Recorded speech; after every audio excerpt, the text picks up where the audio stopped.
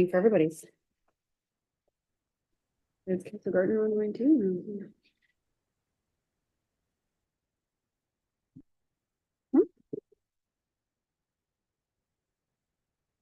Hey, great. The time is 7:07 on Monday, June 17th, 2024, and I'd like to call this Environmental Advisory Committee meeting to order. First, I'll start with the land acknowledgement. The town of Aurora acknowledges that the Anishinaabe lands on which we live and work are the traditional and treaty territory of the Chippewas of Georgina Island, and as well as many other nations whose presence here continues to this day. And as the closest First Nation community in Aurora, we recognize the special relationship the Chippewas have with the lands and the waters of this territory. They are the water protectors and the environmental stewards of this land. And as a municipality, we join them in these responsibilities. And we further acknowledge that Aurora is part of the treaty lands of the Mississauga and Chippewas recognized through Treaty Number 13, as well as the Williams Treaty of 1923. A shared understanding of how rich cultural heritage that has existed for centuries and how our collective past brought us to where we are today will help us walk together into a brighter future. Okay, approval of the agenda. May I have a motion, please, to approve the agenda as circulated by Legislative Services? Kristen, second by Ken. All those in favor? As well as on Zoom? Great, perfect. That's approved. Thank you very much. Any declarations of pecuniary interest? Great, seeing none.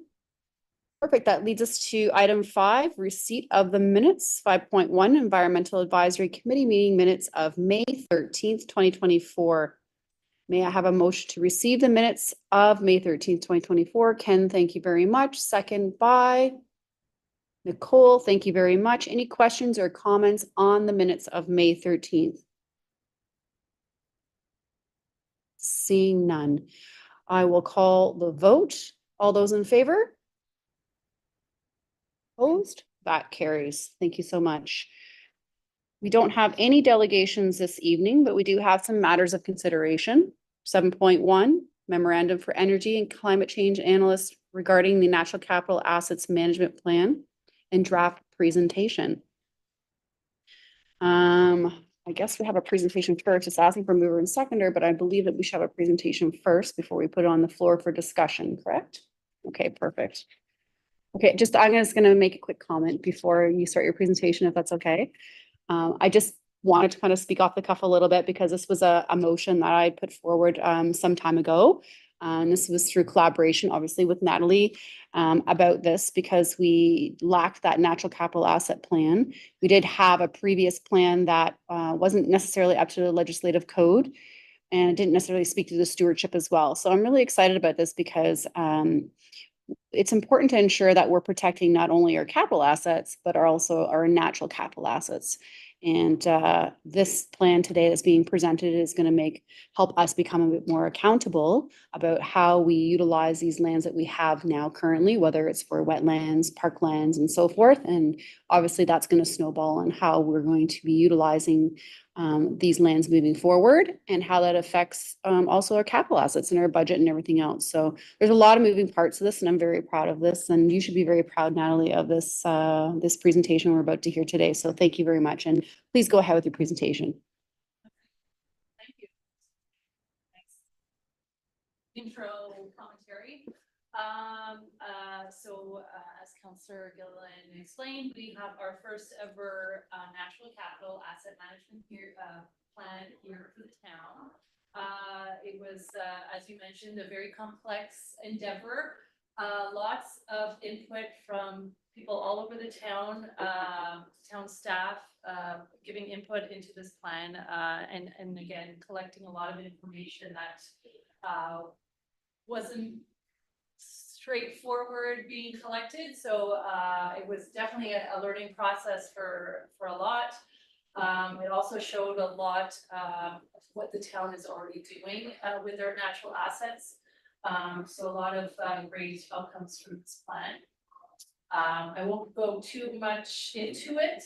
Elaine Chang is here. She is partner at SLBC. She was our main consultant for asset management planning. She will be presenting with Amy Taylor, who is also here virtually. Amy is here with Green Analytics and is our expert for natural and enhanced assets.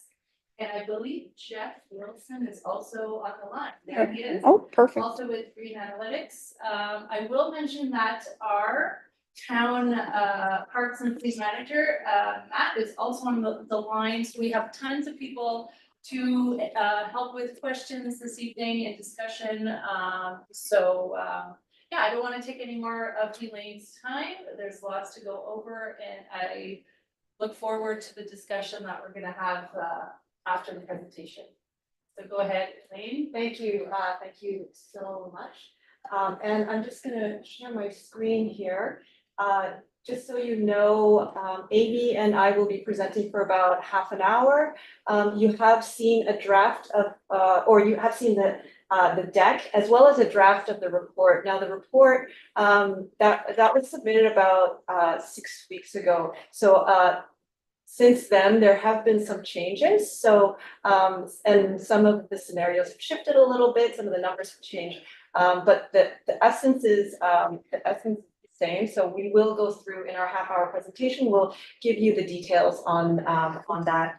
And then you'll have the rest of the meeting to ask questions. All right. So we will give you a quick overview of how the asset management plan fits into the regulatory context and satisfies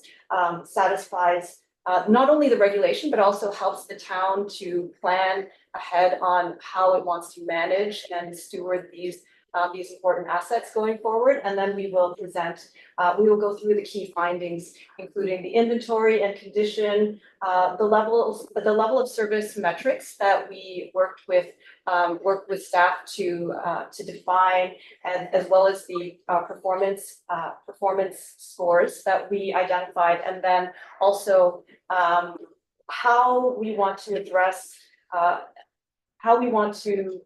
what kinds of activities the town may undertake to steward those assets. And there are 3 scenarios, each with different benefits and costs. And so we will walk you through those and talk about the recommendations. So you have seen this before. We were here back in February when we introduced this project. So asset management, this is just a background of asset management in general. It is the coordinated activity of an organization to realize value from assets. And when we're managing those assets, the key is that we want to achieve defined levels of service. So those assets they exist within your portfolio so that you can deliver those levels of service. So it's very important to be able to express what you're trying to achieve. And we need to balance the levels of service with the costs and the risks. And we'll be talking about all those 3 things today. Now, the asset management plan, in the whole context of, I guess, the business of municipal government, fits in sort of in what we call the tactical area. So it's it's sort of between strategic and tactical. So we have the town's priorities that are defined at a very high level by council in terms of establishing the vision, the mission, values, goals, and objectives of the town.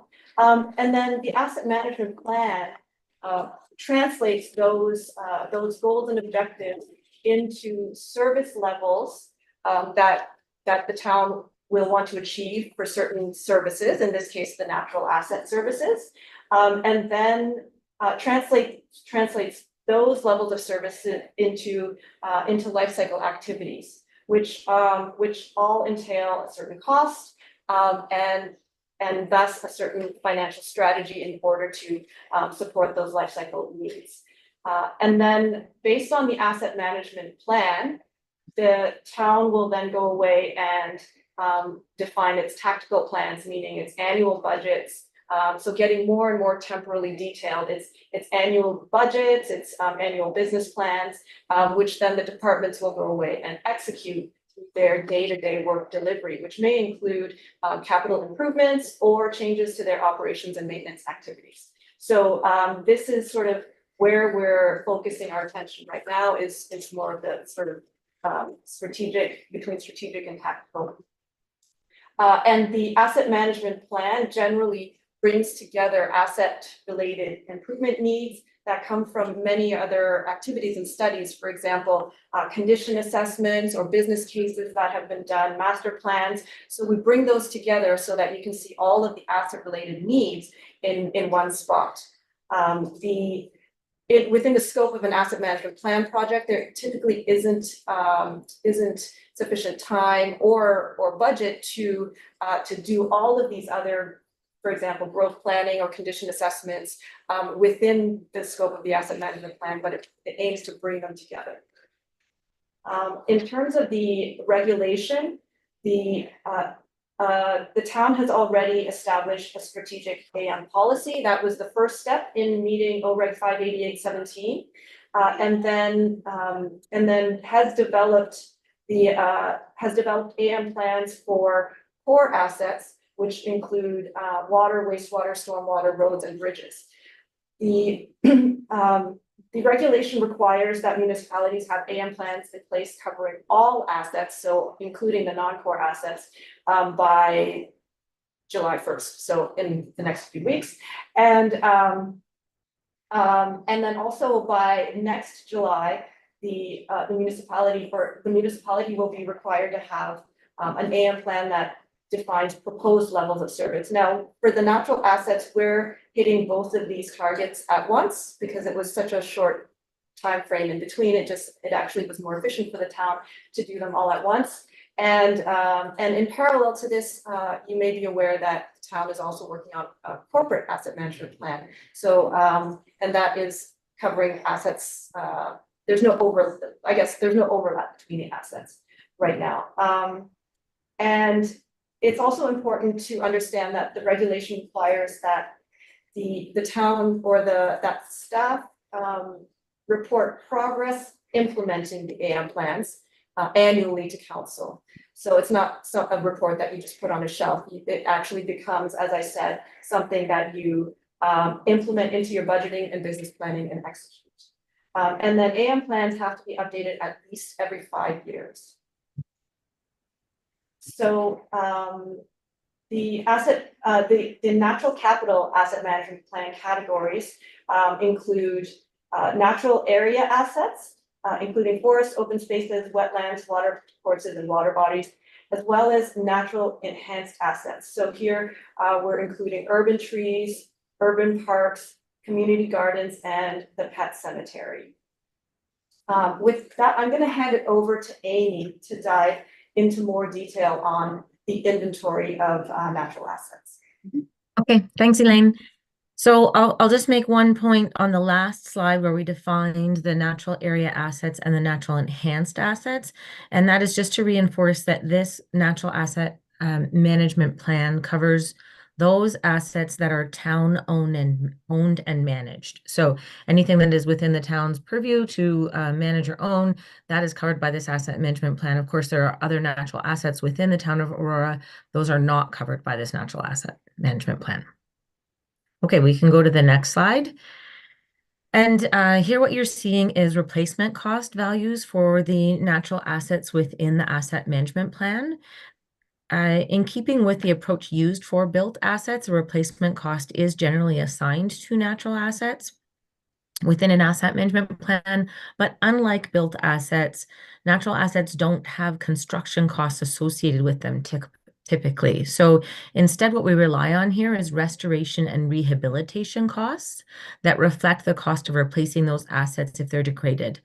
And so what we did here was we obtained replacement from the Toronto and Region Conservation Authority. You can see the per unit values in the fourth column over, and those were assigned to the assets within the natural asset management plan as demonstrated in the third column over for the quantity. And taking this approach of assigning restoration costs to the natural assets is in keeping with what Natural Assets Initiative published in their 2024 guidance on assigning replacement costs to natural assets. And so what we did was we applied those per unit replacement costs to the quantity of assets within the asset inventory. And the bottom line there you can see is $237.5 million in 2024 dollars. That's the total value of replacement costs within the inventory. And collectively, you can see that the urban trees and the urban forest and open 50% of that total value. You can go to the next slide, Elaine. And this slide just shows you a spatial distribution of the assets within the inventory. And like I said earlier, of course, this isn't a complete picture of all the natural assets within the town of Aurora. These are those that are managed or owned by the town and hence captured within this natural asset management sense of where they are in the landscape. We can go to the next slide. As is standard practice with asset management, a condition assessment of the natural assets was undertaken. And in this case, a combination of approaches was employed depending on the type of assets that we were talking about. So for the natural area assets, as well as urban parks, community gardens, and the pet cemetery, condition ratings were based on expert opinion of town staff who maintained those assets. And then for the urban trees, condition ratings were obtained from the health assessment, which is contained within the town's inventory of urban trees. And so you can see the results here. Overall, the town's assets were deemed to be largely in very good or good condition. You can see the shades of green there that capture the very good and good condition. Urban parks were deemed to be in fair. That's where you see that yellow bar. And this was due to the presence of weeds and signs of heavy use. But of course, that rating would vary from one park to the other. And then the last bar on the bottom there is for urban trees. And again, you can see that those are largely in good or very good condition. We can go to the next slide. Elaine had mentioned levels of service. And of course, that's a driving force behind an asset management plan because you want to manage these assets to deliver the levels of service that are in a context of risks to those assets. So the next 4 slides focus on the levels of service. And I'll give a brief overview of those. And then, as Elaine mentioned, there's the financial analysis, which considers different kind of management scenarios. And we'll revisit that in the context of these levels of service. So I'll give you an introduction to them, and then we'll circle back when we get into that financial assessment. So in this case, we identified 5 levels of service that relate to capacity access to the natural and enhanced area assets. The first level of service, which is the blue box there, concerns the percent of residential homes within 500 meters of natural or enhanced assets. And the current performance of that indicator is 99.35%, which means that virtually the entire population of Aurora has access to natural or enhanced assets within 500 meters of their location. The second level of service indicator is the area of natural assets per 1,000 people. The current performance for this indicator is 6.6 hectares of natural area assets per 1,000 people. This and the remaining levels of service, as you can see by the arrows on the bottom, are expected to decline in the future. And that is due to expected increases in population, which I'll demonstrate to you on the next slide. So those yeah, we can just go to the next slide. That's great. I'll just quickly, sorry, Helene, I'll just quickly, so the purple one speaks to the natural area assets per 1,000 people. The next orange is about the enhanced assets per 1,000 people. The yellow one is about kilometers of trail per 1,000 people. And then the last one is about the number of community gardens per 1,000 people. So they're all related to population. They hit different aspects of the natural and enhanced assets.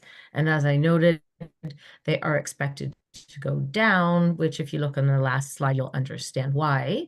The town of Aurora is expected to have a population growth of 27.4% over the next 25 years. So unless you're compensating for that significant population growth by bringing more and more natural assets, either to be owned or managed by the town, it would be a very difficult set of indicators to maintain or increase. The next slide identifies 4 levels of service that relate to the quantity of trees in Aurora. So in terms of canopy cover, the town-owned and managed lands that are forested or contain urban trees contribute 6.3% to the overall canopy. The Aurora currently has 398.3 street and park trees per 1,000 people. There are 60 new trees and park trees planted each year, and there's 445 new trees planted in natural areas per year.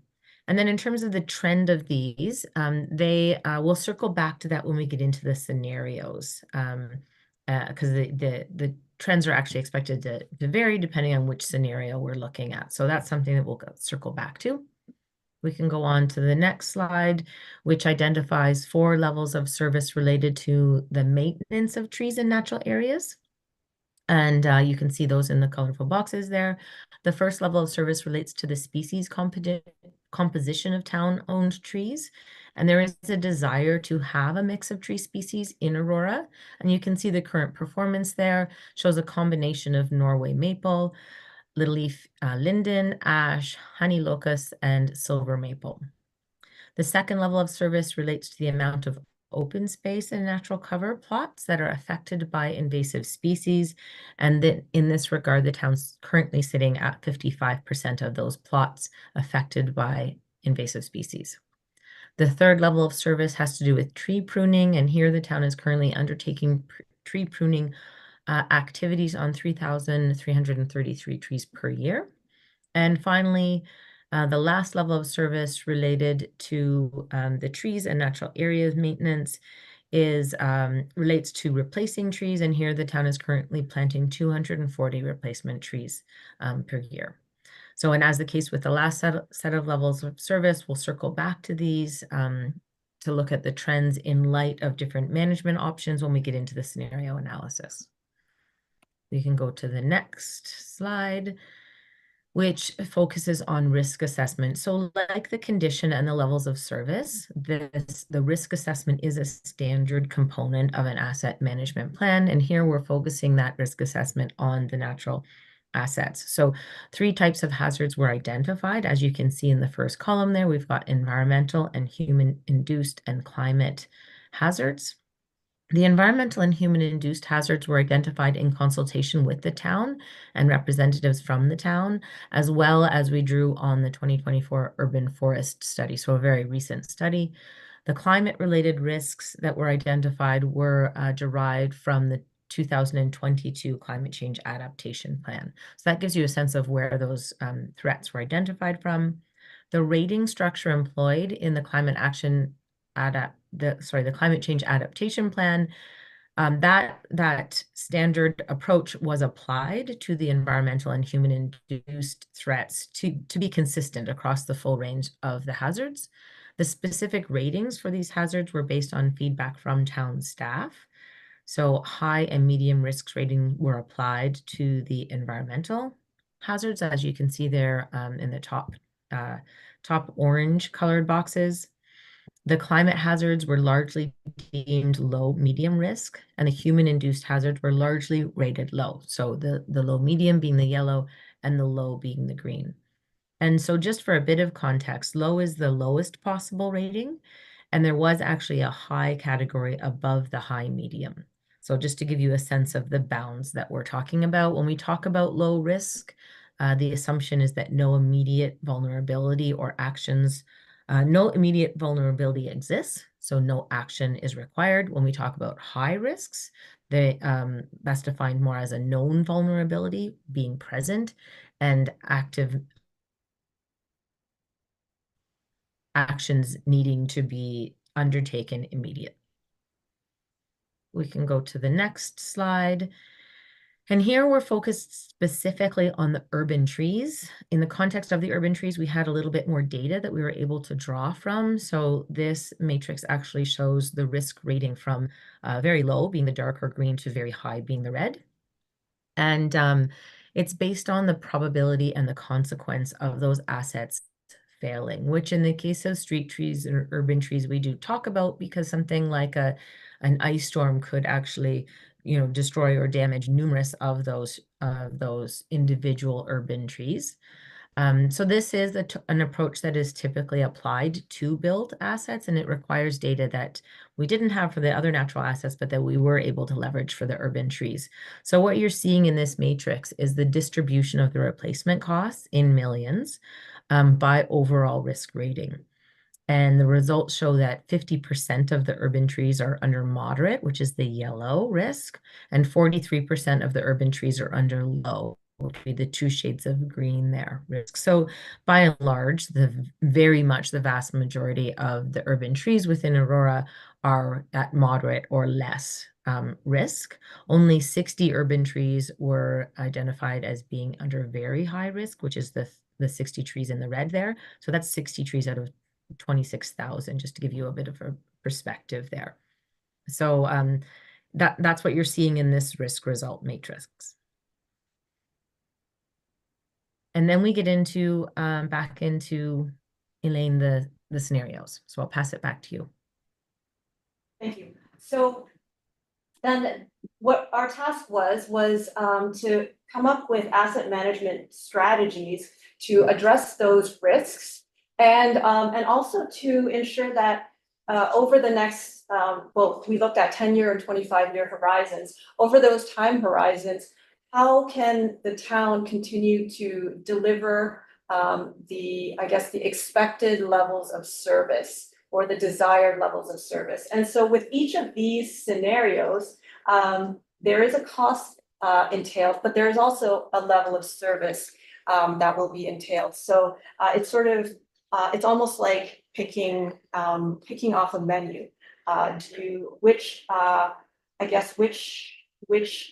scenario, which hot dog, burger, whatever, do you want? And each of those having different costs. So the first scenario is your status quo, which we had very detailed conversations with town staff to understand what their current state activities are, and we will go through that, and then and to understand the costs associated with those activities, which was pretty clear because you have the whole budgeting process.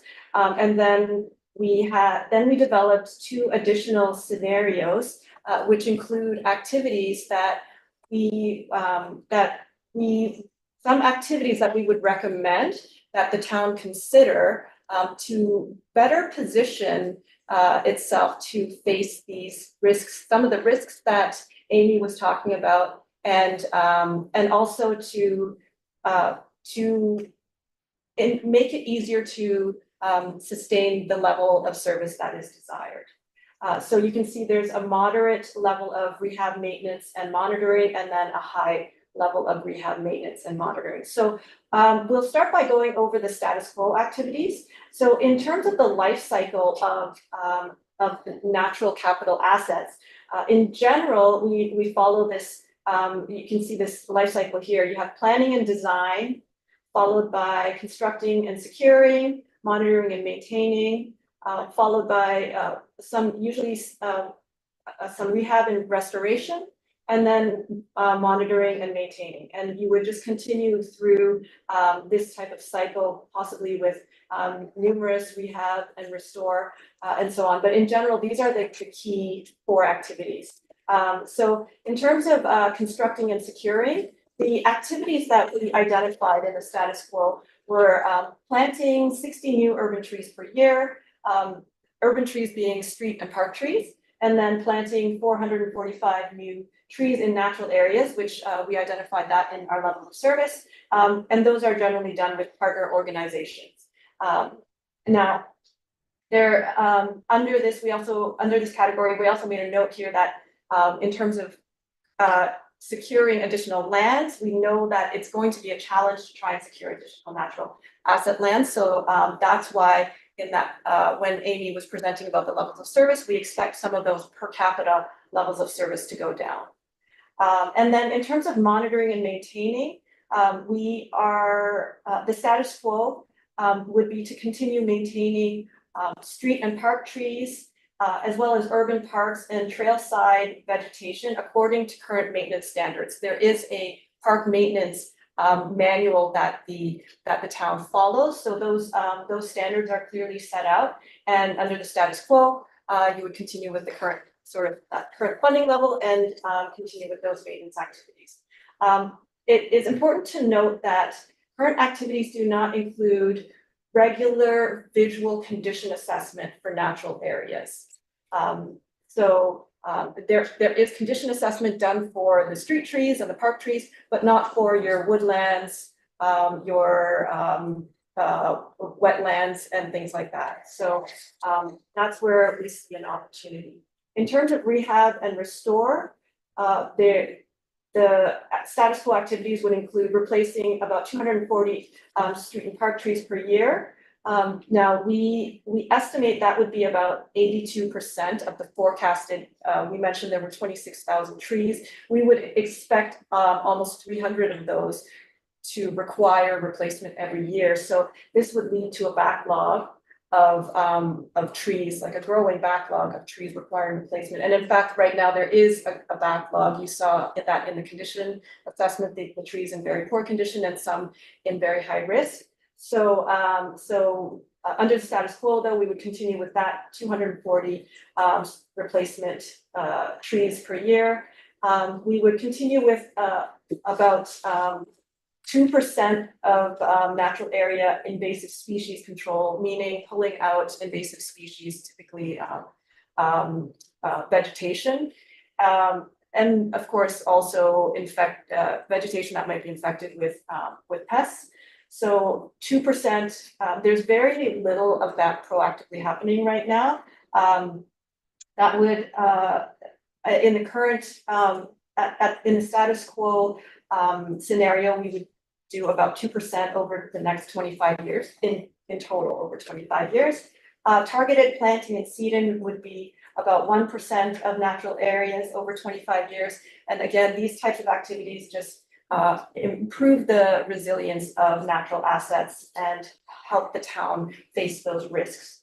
And then complete the remaining stream rehabilitation projects. So a stream management a master plan was completed in 2019 and identified various erosion control projects, which are quite costly, generally around $1 million each. And then, and some have been completed. There are a few left to complete that are already in the capital plan. And then under planning and design, we would recommend the town, under status quo, the town would continue updating the following documents every 10 years. So this, again, the stream management master plan, the urban forest study, and tree inventory activities to support the urban forest study. So those are the status quo activities. And that was for scenario A. And what you see here on this slide is a comparison of all three scenarios. So in this first column, or I guess second column here, you see what would be completed under each of those four categories. So we talked about new urban trees, 60 per year, over 25 years, that's 1,500. Scenario B would be slightly more, which would give you 2,000 trees per year. Scenario C would be 4,000 trees per year. So this one would be 80 new street trees per year. And then this one would be 160 net new street trees per year. And then there would be some, for scenario B, there would be some intermediate, so mid-period stream inspections that were recommended in the 2019 stream management master plan. That master plan is repeated every 10 years, and as part of that master plan, there is a stream inspection done. But in between right now, the town does not budget for stream inspection. And the 2019 report recommended that certain stream segments be inspected every 5 years. So those we have included in scenarios B and C. And then, of course, the condition assessments that I mentioned are the key difference here. Under scenario B, we would include condition assessment for all natural areas completed in the first 6 years, and then repeating those on a 10-year cycle, so covering all the natural areas. In scenario C, it's slightly more aggressive, so completing them all in 5 years. and then proceeding on a 10-year cycle. All three scenarios are the same in terms of urban tree maintenance and urban park maintenance activities, so according to the current standards. And then, as I mentioned, the urban trees replaced right now are about 82% of the forecast need. And scenario B covers slightly more of the forecast need, where scenario C would cover all of that forecast need. And then you can see there's slightly increasing amounts of invasive species control and targeted seeding and planting. And all of them are the same in terms of completing the stream rehab projects, as well as continuing the 10-year cycles of the stream management master plan and the urban forest study updates. So here you can see with scenario A, this shows what the cost forecast would look like. On the bars that you see on the bottom are the costs expected every 10 years. The coloring is associated with the different life cycle activities. And then in red, you see the anticipated annual funding, which is equivalent, or it's a 10-year anticipated annual funding, which is actually equivalent to the 10-year average annual need. You can see a dotted line that's almost underneath the red. And that makes sense because the scenario A reflects how much what you're currently doing and what you're currently spending. The 25-year average annual cost is lower because, and it's there's a caveat here. The reason it's lower is that we don't necessarily know what capital improvements will need to be done in these outer years because we don't have those condition assessments. And once those condition assessments are done and those the urban forest study, the future urban forest study and the future stream management plan are done in those future years, there will be some costly projects likely out in these outer years. But at this point, we can't predict what those will be. So that's why the 25-year forecast is slightly lower. Scenario B, as I mentioned, includes higher levels of, well, it includes the condition assessment of the natural areas and higher levels of tree planting and invasive species control and targeted planting in natural areas. And over the next 10 years, it's about 300,000 more than the current $2 million of funding. And so you can see that gap here. And the gap is similar over the next 25 years. And then for scenario C, the gap grows to about 700,000 over the next 10 years. Elaine? Yeah. Sorry, I just wanted to ask this for clarity for the people. Yep. I'm looking at the same chart, but it's a little bit different. So maybe your presentation is different. Yeah. Is it 2030 and 2031? Those are the two major jumps. And it seems to be very consistent with each scenario, obviously a little bit more costly. Yeah. And could you just explain quickly, just before we move on, like what's the reasoning, those two specific years that we're seeing that? Those, the jumps are due to these, you can see that they're associated with peaks in the rehab and restore bars, which reflect existing stream rehabilitation projects. So those are already in the capital plan. Those needs were identified in the 2019 Stream Management Master Plan. And they are currently in the capital plan for those specific years. That's why it's consistent. What's probably harder to see is that the blue parts of the bar also are bigger. But it's, again, just because of the scale, it's a little bit hard to see that difference. But in general, the gray is the same across the board. Okay. And I know we're going to save questions to the end, but just for clarity. Yeah. I know our current plan has our stream management or the infrastructure and whatnot, and it is very, very costly. And we know we've identified that within your risk management and your costs associated with that. Has that been accounted for within your assessment as far as like the costing based on the current rehabilitation that's in our current plan? Yeah, so that's all those needs are all included in all three scenarios. So they're all the same. In all three scenarios, we've assumed that those stream management needs that have already been identified, we've assumed that those will be completed. Yes, we're assuming. Okay, I just want to, I say that just because I know it's very expensive and it could be something that we push off, whether it's like 5 years, 3 years, as much as I'd like to say that we have it done. We do Okay. know that there could be circumstances where, you know, it might be something that we hold off for a few years just because the Right. high cost of that. And I just want to understand the consequence of, okay, well, maybe we do this in the next couple of years because something else has come up, because we have done that in a couple of budgets to where we've said, you know, this is going to be a $5 million project we can't afford right now. Can we put this in the 5 to 10 year bucket as opposed to the 2 to 3? And so I just kind of wanted to anticipate what the consequences were if we actually evaluated that within this plan, but I'm not so sure that's what we did. So you're right, we did not, we took that need as as kind of a given. As I said, the asset management plan takes in information from other studies and takes those recommendations. As part of our project, we didn't dive into each of those needs to assess what would happen if we don't do this. Partly because those studies, whether, you know, in this case, the stream management master plan was done by a specialist in stream management. And we wouldn't necessarily, well, it wasn't really our scope to go out there and kind of reassess, but that would be because it has been at this point 5 years, right?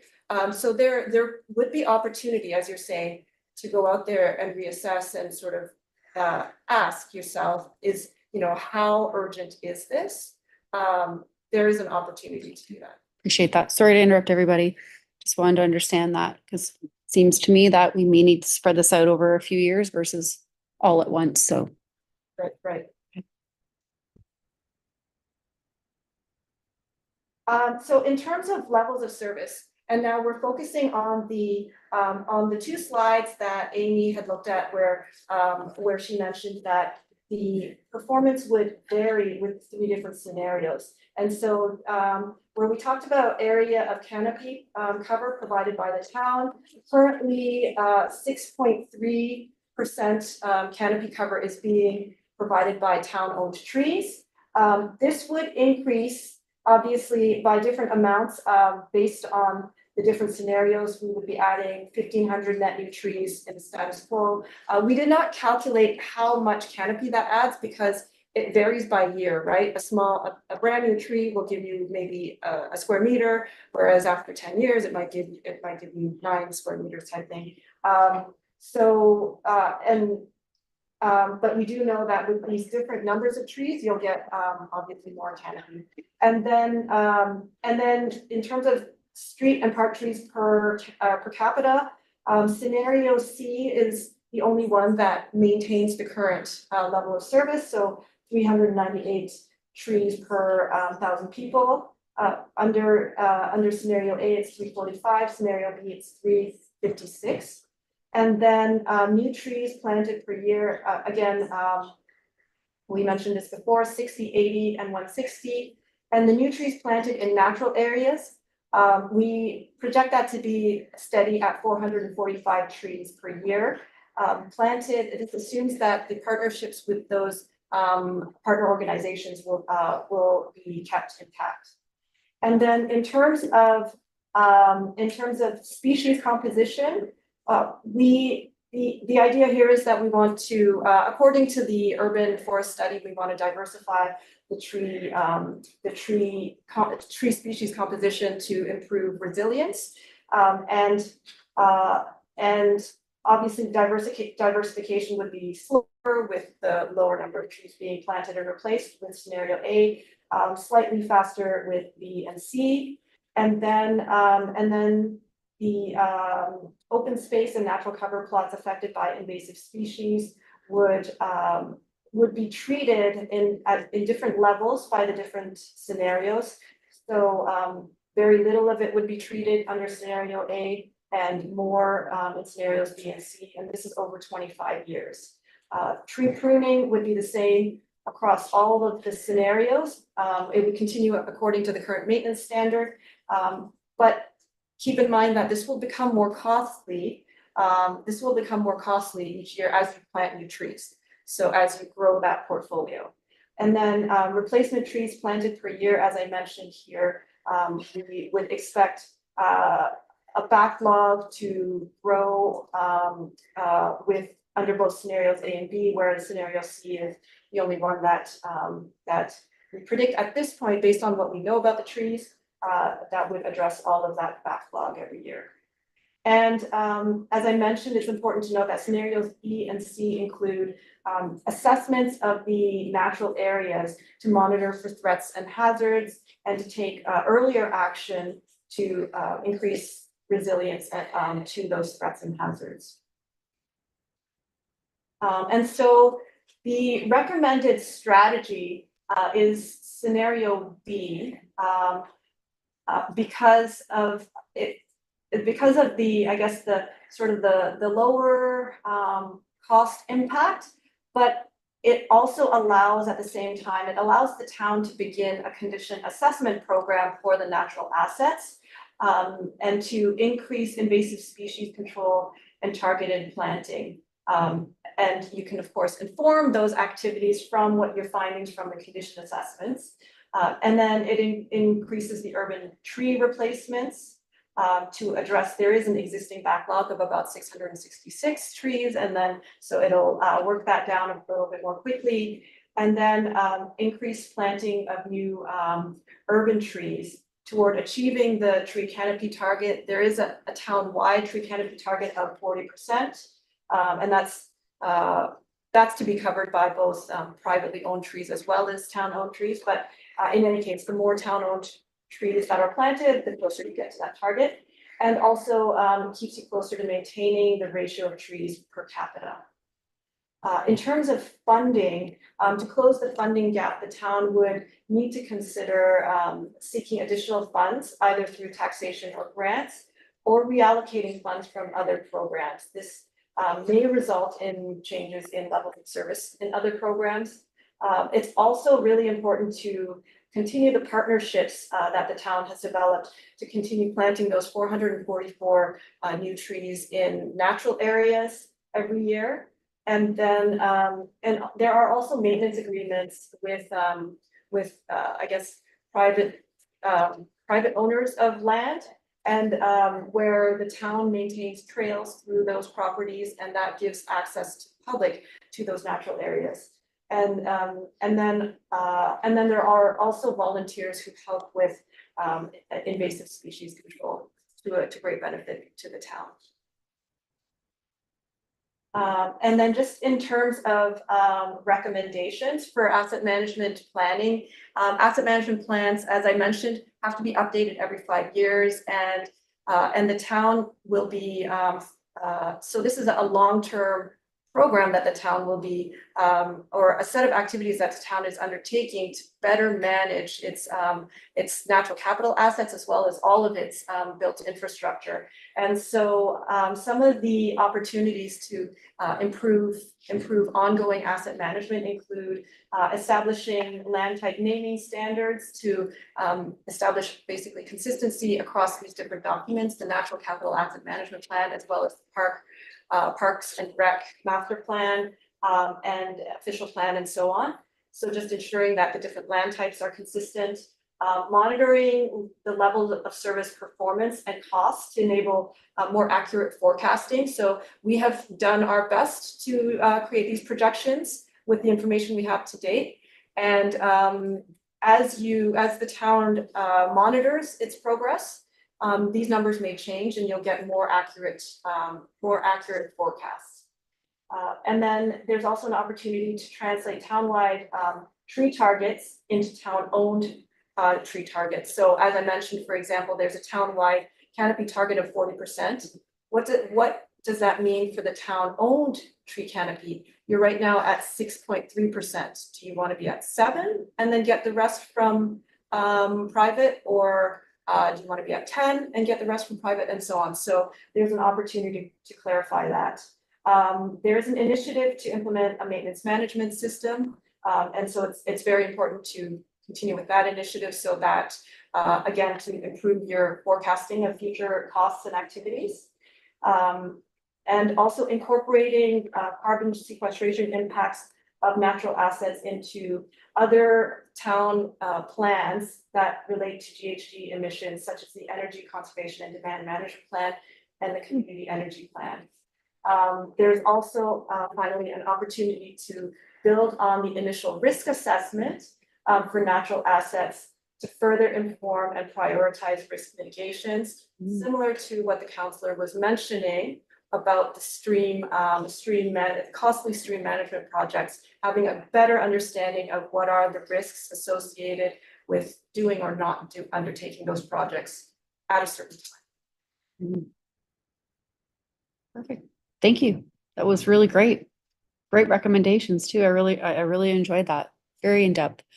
Okay, so we're going to open up the floor for discussion. But first we need to put a motion on the floor to open that up. So the motion on the floor is that the memorandum regarding the presentation of the draft natural capital asset management plan be received. The Environmental Advisory Committee comments regarding the presentation of the draft natural capital asset management plan be received and referred to staff for consideration and further action as appropriate. So could I put Ken, and second by Nicole? Perfect. All those in favor? Opposed? That carries. Perfect. So any comments or questions on the presentation? Ken, go ahead. Madam Chair, and thank you. That was an excellent presentation.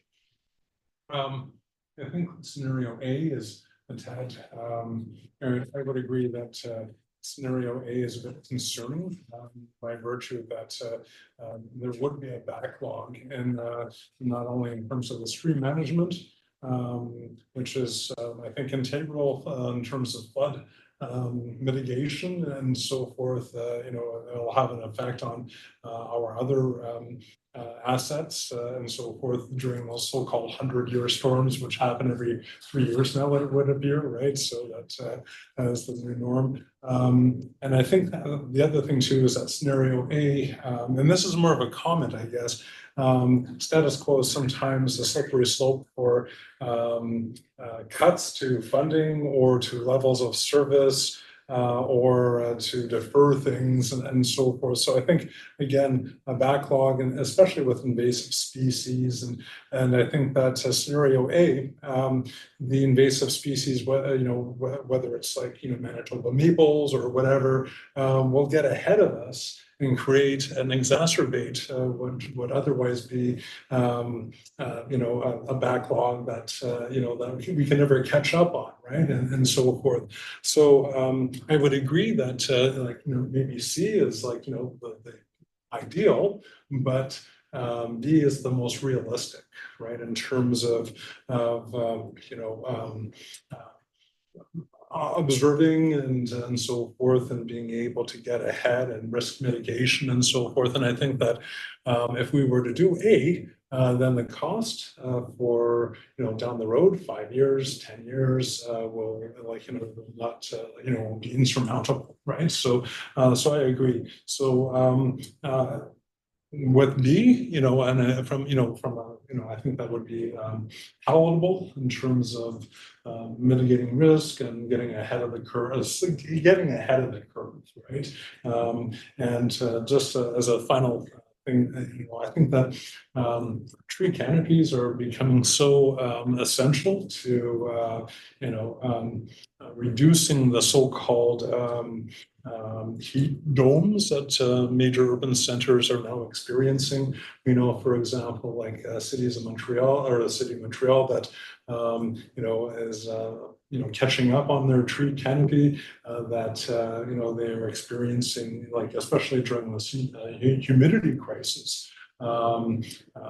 Those areas that are low, and I know that's it's a little bit out of scope, but there is measured effect in terms of those areas of Montreal that have great urban tree canopies versus those that do not.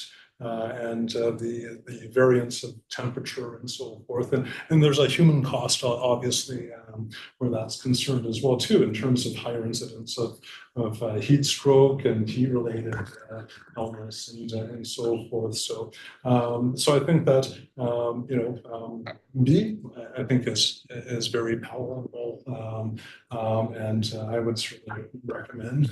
I would love to see C, but I know that scenario B is probably somewhere in between. So that's all I wanted to say. Thank you. Great. Thanks so much, Ken. I appreciate that. So you like B. I like C. You like C, but But you feel that B is probably the more palatable choice in what's been recommended and presented today. Yeah, I would definitely not go with status quo, just given that I think it's just a recipe for, like doing what we do, but nothing in addition or nothing Right. to enhance levels of service and getting ahead of the curve. It's a good start and doing a little bit more than status quo. Precisely. Got you. Yeah. Perfect. Thank you. Nicole. So I'll start by saying really great presentation, very informative. And I echo Ken's feedback or concerns or suggestions. I thought, I was feeling very much the same way. I do have a question, and it sort of came up in the recommendations about carbon sequestration. I'm just wondering if that was measured at all at this point, or if it's just at this point a recommendation to include that as part of it. Because that was the one piece that I thought was missing from the overall plan, is seeing the carbon sequestration as part of the overall big picture. Elaine or Natalie, who wants to? Through the chair, yeah. We did not define carbon sequestration as one of the metrics for this as part of this project, but that so we used number of trees as a surrogate, as a proxy for that. But that would be a good potential one to add to future asset management plans, and also to tie into the other emissions related plans that were mentioned, as you said, in the recommendations. Part of the reasoning was for this initial natural capital asset management plan, we were really trying to keep the list of levels of service metrics kind of tight, and we didn't want to have too many of them just to start with. So, but there is opportunity as the town progresses in asset management to add or adjust them. Thank you. Any other further questions, Nicole? No, thank you. Appreciate that. I see Matt is there. Did you also want to respond to Nicole's question? I did. Thank you, Counselor. As part of our urban forest study that we did earlier this year, I don't have the number in front of me. There is a number of the estimated carbon sequestration that we do capture town-wide within public and private lands. I don't have that in front of me, but it is available, I think, online. If not, I can provide that to Natalie if you'd like a follow-up on that. But that is something we did capture in that study, which does recur every 10 years. Great. Thanks so much, Matt. Appreciate that. Okay. Nicole, do you have any follow-up questions for Matt after that comment? No, I'm happy to see that there is work being done there. And like I said, I think it would be great to see that as part of that big picture, as part of the, asset management plan. Great. Thanks, Nicole. Sean. Thank you. Hopefully everyone can hear me. Through you, Madam Chair, I just had one question, but before I jump into it, again, I just want to echo the thoughts of everyone that it was a really great presentation. So thank you for putting it together and walking us through all the a lot of information, especially with the supplementary documents that were attached to the agenda. My point that I want to ask was around how does our plan and recommendation stack to the other municipalities around us, right? I'm hoping that we didn't do these recommendations in isolations. I would hope as a resident of Aurora that we're doing much better and more effort than our surrounding municipalities. Any thoughts there? Elaine? Through the chair, I would say that the town of Aurora is quite far ahead in the level of analysis being done for natural assets. So I know that other municipalities are just starting to include natural assets into their asset management plans. But a lot of them are struggling just to pull together an inventory. So I think doing the sort of, I guess, the assessment of the different types of risks that we covered in the asset management plan, and really thinking through these different life cycle activities and potential different levels of those activities in scenarios A, B, and C. Many municipalities have not done that and will not do that until the 2025 deadline, right? So. And Ms. Chang, I'm just going to interrupt you real quick, just through to Natalie and Ms. Keel. We did have a staff member who did an inventory, which was well beyond any municipality, very special individual, and it was called something else. That's of natural capital assets, and something that this staff member did on their own free will. And we were very fortunate to have somebody so passionate. And it was that plan that was presented to the town that we had on file that was very inspirational to move forward with this natural capital asset plan with the new regulations in place. So I would agree with you, the fact that we are ahead leaps and bounds, and the fact that we already had an open living document pointed to that, but we've obviously added to that natural capital asset. So I just kind of wanted to let Sean know and everybody else that this is something that I think Aurora has always been very passionate about. And Councillor Gartner, you've been on council for a very long time, and Aurora is a very passionate town environmentally, and you probably remember that same plan as well. Perfect. I don't know if anybody else wants to add any more comments to that, or Sean, how do you follow up to that? I'm good, thank you. Okay, perfect. Councillor Gardner, sorry, I know she was waving. Thank you. Well, that study was done by Jim Kyle that you're referring to, and that you raised in council, actually, as did Barry Bridgeford at our last EAC committee. So that study was done, and it was fantastic, and it was sleeping for all these years. So I would say that the town is not that interested in trees in particular. Could I just ask, Matt, when you brought that report to council about the canopy, everybody was congratulating themselves on our tree canopy. But from what I can see here in this report, at the status quo, we're really way behind what we need to be doing with respect to trees. I don't even know if we're doing the 60 trees per year plus the 445 with volunteer groups. So without putting yourself into hot water, is there anything you can say? I can't see that. We may be better than a lot of other municipalities, but when I look at this study, I would say that we're far behind, and unless we do move to scenario B, we're just going to get more and more of a backlog. And as Ken said, I don't know if we'll ever be able to catch up. So obviously I'm a little cynical on this. So would you care to make a comment on what I've said? Matt, sorry, I know she's putting you on the spot here, so we're going to keep it to If the you don't presentation. want to. Okay. No, We just no, want to fair keep it to enough. the presentation for the natural capital asset versus the urban tree Fair canopy enough. plan, because it is two different things.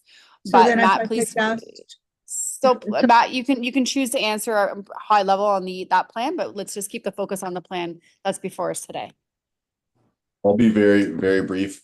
I'm positive, Councillor Gardner, that we will start making an impact with the 40% canopy target. We'll be coming back to council in the fall with some recommendations on how we can update our street tree bylaws, our private tree protection bylaws, and a few of those other things that contribute there. And I'll just say the numbers that we provided here are conservative. We didn't want to embellish anything. But we absolutely are meeting that 60 per year for street tree, if not more, in high development years. And then the plantings, yeah, we've got a ton of small stock that's not even included in these numbers. That's being done with some of our partners like LSRCA. Hamilton Park is one this year. Hallmark Lands is another project going on. So we'll be we're much more optimistic than those numbers provide, but we were being conservative and honest with ourselves because there are high years and low years. That's all I'll Thank say. you. Thank you, Matt, and I apologize. I'm just really not happy with all this, so I was out of order and I apologize. And I know one of the things you're looking at is something that I think Councillor Gilliland and I have talked about and thought about is development and the number of trees that are lost through development and the compensation policy that we have that really was put in place after the majority of Aurora was developed. We have what we call now a tree destruction bylaw. So I'm looking forward to seeing what your group can do with that, so we have less tree destruction. To the through you, Madam Chair, to the consultant, we have right now in our stream management master plan, we have $350,000 a year going towards that, as Councillor Gilliland said, if that's maintained. And that's to be spent over about 25 years. So it doesn't seem like we've put enough money towards that. Climate change isn't going to wait for all those years for us to catch up. But in this scenario B, can you see that we will, that Aurora will hopefully be in good shape to face climate change if we can convince council to spend this money? Is that the goal, one of the goals? Is this who would like to answer? Is Ms. Chang or Ms. Keel? Who would like to answer that question? Okay, Ms. Chang.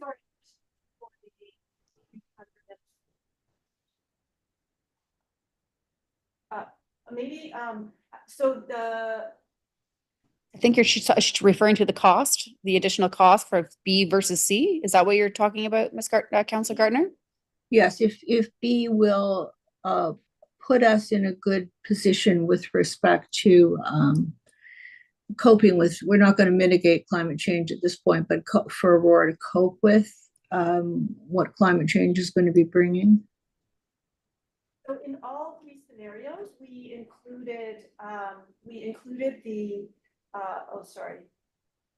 included the capital projects that are already, or the needs that have already been identified for stream management. And those needs were identified through the 2019 stream management master plan assessment. We have not added or removed any of those. All three scenarios are the same in that sense. And we are trusting that 2019 assessment to put the town in a good position to face future drainage needs based on what they knew in 2019. All three scenarios also include funding for 10-year updates of the stream management master plan. So 2029 and 2039. And then those updates though will likely identify additional likely costly needs. So that's why we kind of focus more on the 10-year average annual cost, because it's very difficult with natural assets to predict what capital improvements will be needed beyond that. We really need those as condition assessments, visual assessments done to know that. Thank you. Counselor? And through you, Madam Chair, I just was so surprised yesterday. I would recommend everybody go over to a street called Devlin Place.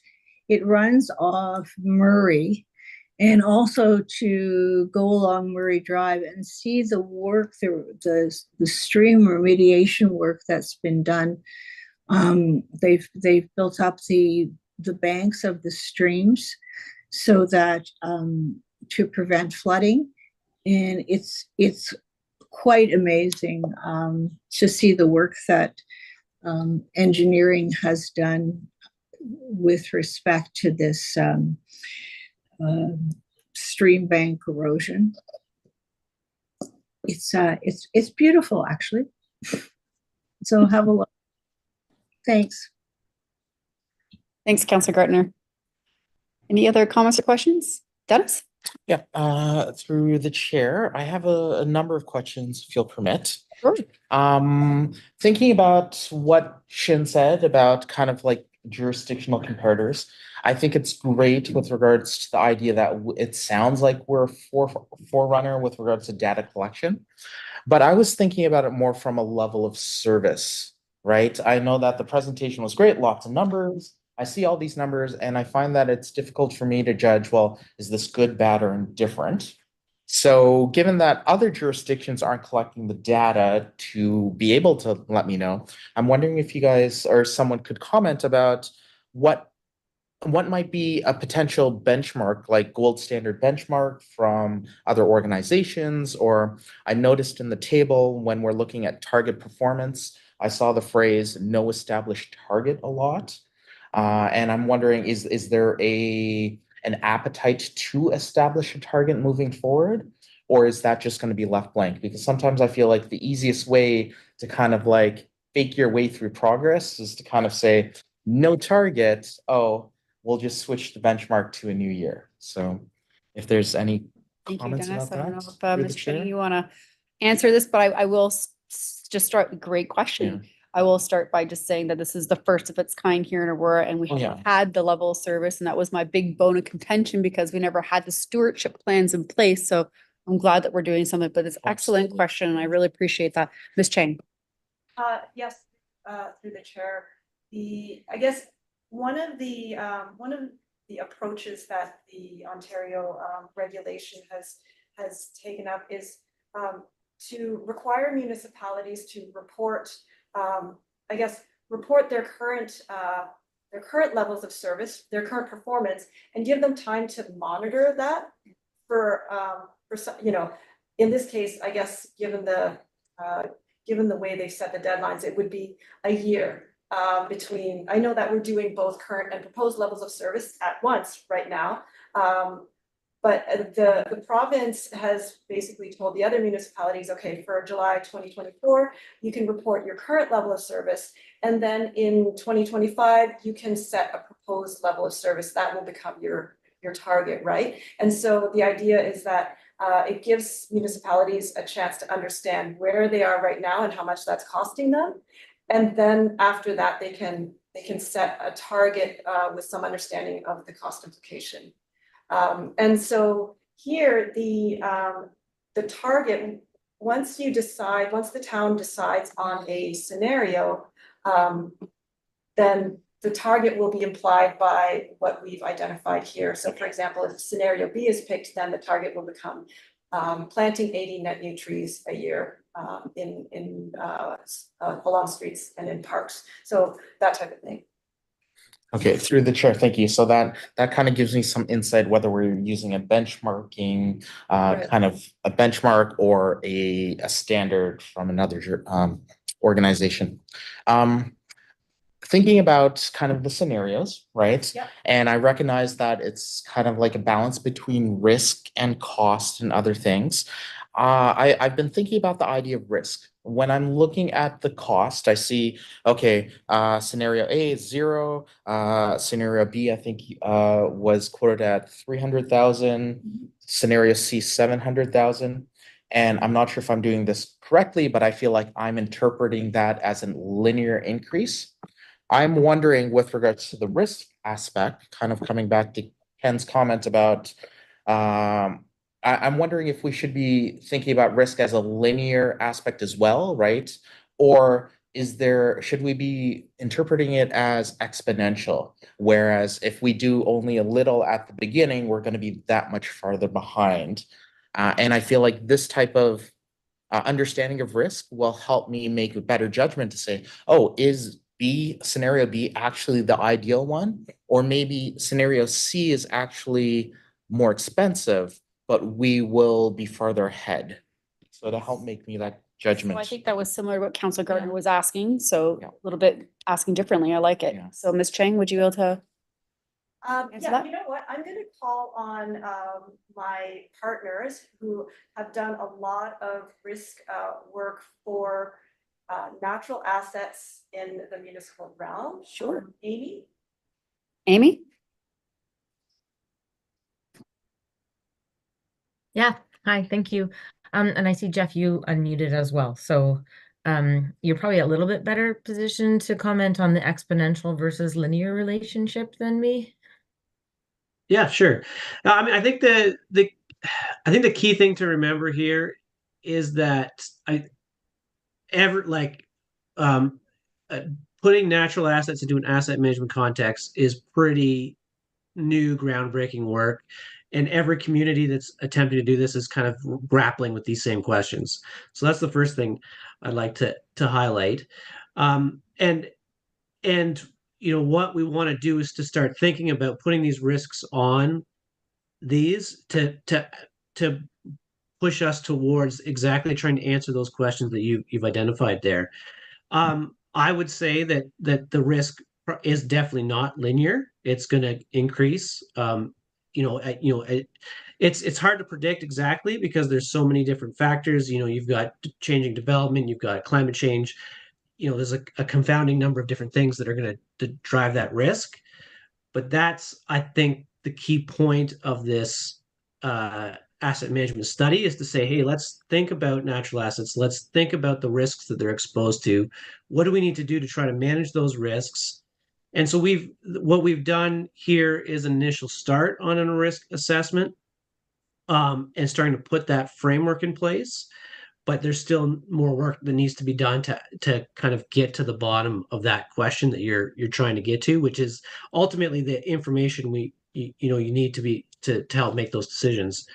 But yeah, ultimately, where your thinking is going is exactly right. Like the more we can do now, the more we can get ahead of this, and we're going to be avoiding costs in the future.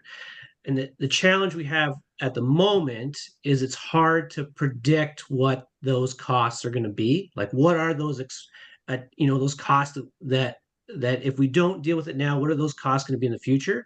And that's what we're trying to start to wrap our heads around with this kind of asset management plan. And so while we're not quite there yet, that is the intention of what we're trying to do and try to get a handle on what those costs are going to be. Thanks, Jeff. Dennis, do you have any other further comments? No further comments, but if it's okay, I have one more question. Sure, go Yeah, ahead. through the chair. No, thank you. Okay, my last question, I guess, to the group with the presentation is with regards to the risk matrices. I really appreciate kind of that tabular way to present things. But I noticed, as you guys highlighted, there was no high risk, even though you use that as your scale. And whenever I see that, I'm always wondering, well, there's no high risk. What does high risk actually mean? Or what might it look like? And I'm trying to figure out is the high risk area something that we can actually turn back from? Or is it something where it's like, you know what, horse is out of the barn, we have to deal with it, right? So based on the definition of your high risk, is it fair to say that, like, are we saying that there are no known vulnerabilities that are present that require mitigative action to ensure the viability of natural infrastructure? Is it like something where it's like, yeah, we have, like, what part of that definition is not being fulfilled? Or is it all parts? Like, could it be a place where, yeah, we do have known vulnerabilities, but we're okay with it because even if that happens, it's not going to, the viability of the natural infrastructure will still stay intact, but just at a smaller scale. Like, I'm wondering if you could provide an example, please, to help me understand that through the chair. No, I appreciate the question, and I'm just gonna throw the word phragmites to the presenters, just so they can kind of chime back in with a little bit of answer on that, because I know that's been a bone of contention over here in Aurora, and the fact that it's already a little bit out of our means of control. I'm gonna, thank you, Chair. I'm gonna hand it over to Jeff again. Jeff? Yeah, so that's a great question. I think the reality, so yes, I think your interpretation is right. We were thinking about it from the context of the there are definitely known vulnerabilities. Are they significant enough to be causing major losses in the level of service? So yes, Phragmites is a key problem. It's there's probably certainly some wetland areas or some ditch areas where that's a big issue. But is it significant enough to be I guess the lens we were looking at it through was this idea that is it significant enough that we have to start diverting resources there immediately, or is it I was gonna say, something? Jeff, there's a time element, right? There's a That's, time element. yeah, Perfect. Yes, it's like thank you. immediate action versus we know this risk exists and we're paying attention to it. We're going to accept some of it and we're going to plan actions, but we don't have to do something immediately. An ice storm that wipes out all your street trees requires immediate action.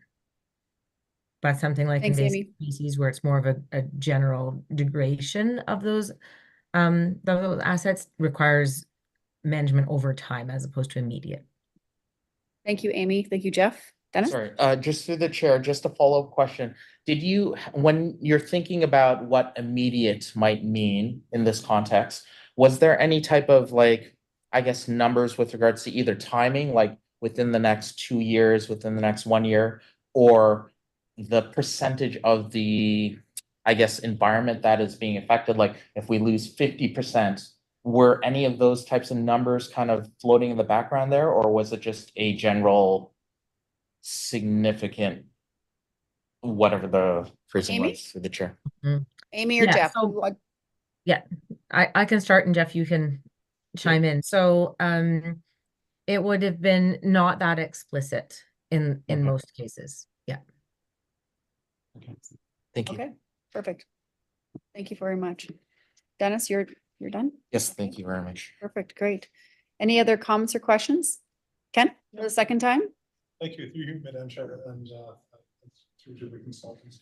And maybe this is just a question being born out of ignorance, but it would seem to me that growth is exacerbating, like, the need for tree canopy and stream mitigation because of the the storm drainage ponds and so forth that are born out of necessity for, like, if you're building roads and houses, the water needs to go somewhere. And I'm just wondering if natural assets can, at the cost associated with that, can be mitigated somehow through development charges or natural assets. Do they are they exempt, or do they not? Is there not a provision for natural assets for under the Development Charges Act, whether it's local with Aurora or with the regions? Ms. Chang? From my understanding, there are no provisions for natural assets through development charges. But I believe there are other, I guess, other policy tools that can be used to encourage certain types of, inclusion of, for example, there are green, it's the green design. Yeah. The green development standards that the town has in place to encourage certain, for example, bioswales or in gardens and things like that. And just by way of coloring, so in subdivision, new subdivision site plans, in order for that site plan to be approved, they need to make sure that they're responsible for treescaping or streetscaping of trees. Yeah. As well as the building of storm drainage ponds that would necessarily feed into, I guess, headwaters and so forth. Yep. So yeah, so definitely there's through the Planning Act, they need to follow certain criteria of our tree management bylaws and so forth. So that is definitely in place, but the Green Development Design Standards is a document that we've created that goes above and beyond. Now it's not something that's enforceable, but at the same time, we have developed, I think like a matrix of A, B, C, D, so to speak, where developers can choose to go above and beyond. And we always try to encourage to utilize more of those measures. And that's why we have that guiding document there to allow them to make those choices, especially if council wants to push them in that direction. So it kind of gives us that tool in order to use to encourage developers to be a bit more responsible that way. Thank you. Yeah, okay, perfect. Any other comments or questions? Seeing none. Well, that was a really great discussion, guys.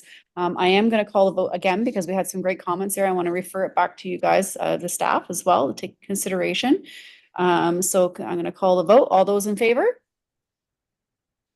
Opposed? That carries. That's great. Okay, so item number 8, information items. We don't have any information items. Business, I do understand that, Matt, you do have an update about the dog waste disposal system. So perhaps maybe you could share with the group an update. That would be fantastic. Sure thing. Through you, Chair. Thank you again, everyone. So just a quick update. So in 2024, we are intending to install 6 new Sutera dog waste containers throughout the town of Aurora. We have a list of locations beyond 6 that are sort of priorities where we in parks will often see excess dog waste bags sitting beside garbage receptacles or overflowing out of garbage receptacles. We're currently, as a status update, preparing a tender package as a sole source, with the reason being that Sutera is one of the only companies or the only company that manufactures to the spec that we need.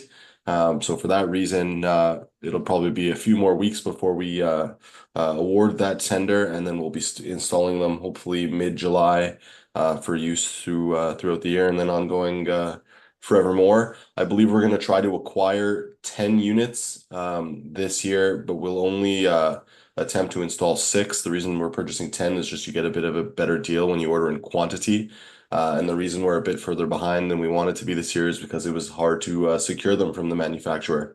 There was a bit of a backlog. So they will be installed later this summer. And then we'll aim to procure more next year and install the surplus 4 that we'll have left over from this year. Operationally, we also didn't want to install more than 6 because there's obviously a cost to empty these containers, and we didn't budget for more than 6 for this year. So that's our current plan, but we I think over the next 4 or 5 years there should be a total of 45, and we currently have 11. So that gives you an idea of where we are in terms of progress. Perfect. That's Thank it you very for me. much, Matt. Yeah. And will these locations be on a map somewhere so people could see where they're placed? We can absolutely do that. That's not something we haven't set up currently, but that's absolutely something we should be doing probably. Yeah. Okay, perfect. It'd be nice to have that on a map and then also a list to share with the residents. And Yeah, I'm we can pretty put that sure on the the- residents at Kennedy and Murray will be really excited for the one there. Any questions or comments for Matt? Anybody? No? Okay.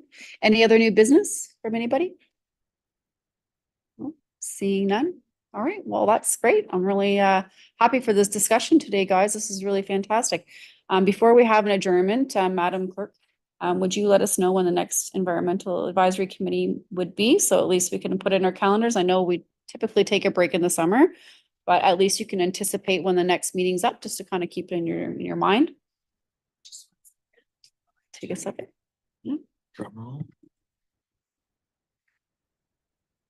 Sorry, I put you on the It spot. should be October 21st. Okay, so you have a bit of a break in the summer. If something were to come about and it was a bit more pressing, I'm sure we probably fit it in earlier in September. But typically we don't do a meeting in July and August, so we shall see you in October. And other than that, I think, Matt, you were gonna send some information to the committee, based on some of those questions earlier. I can pass that Ken, information. to Okay, Natalie. perfect. Yeah. Perfect. We'll just get that through email then. Okay, perfect. Wonderful. Okay, so may I have a motion to adjourn? Christine and Nicole. And all those in favor? Opposed? That carries. All right. Well, thanks so much, guys. We'll see you in October and have a good summer.